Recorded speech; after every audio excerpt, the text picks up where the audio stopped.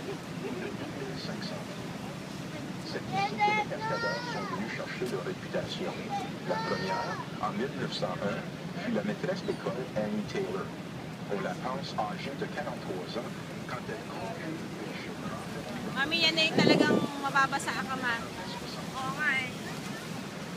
Ito na En yung ano ko. 1960, un incident presque incroyable eut lieu.